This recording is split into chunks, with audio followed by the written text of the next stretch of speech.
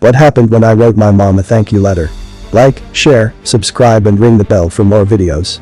When she turned 50, Nancy Davis co-wrote 50 gratitude letters, and the first one was to her mom.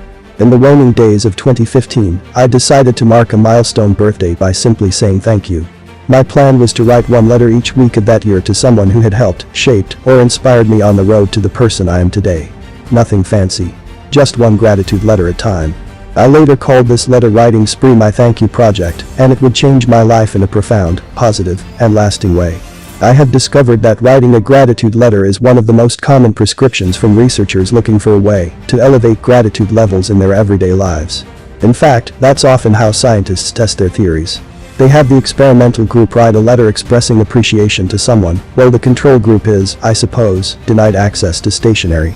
It turns out that gratitude is a heady tonic for both the giver and receiver, which shows up in brain scans. Just think. You can replicate their studies, only without making the trip to a lab. After I wrote each letter that year, I made a copy to keep before dropping it into the mail. At the end of writing 50 of them, I bound the letters together into a book. A reminder that letter collection on my nightstand gives me even now of all the different ways I have been supported throughout the years, the tactile heft of a book in my hands that reminds me that a whole team got me to where I am today is powerful medicine.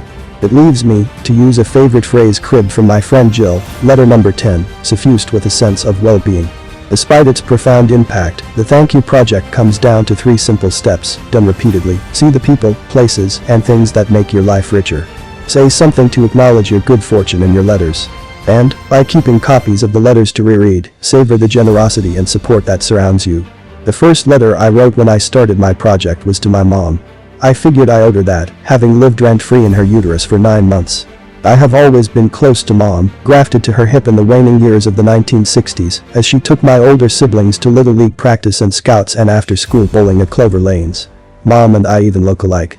When I gave birth to Maddie, Grandma-to-be was in the delivery room, and the first thing the obstetrician said after she caught my newborn daughter was, "Wow, she looks just like you. And you look just like your mom." Anyone passing down genes with that much mojo deserved the top spot on my thank you letter list.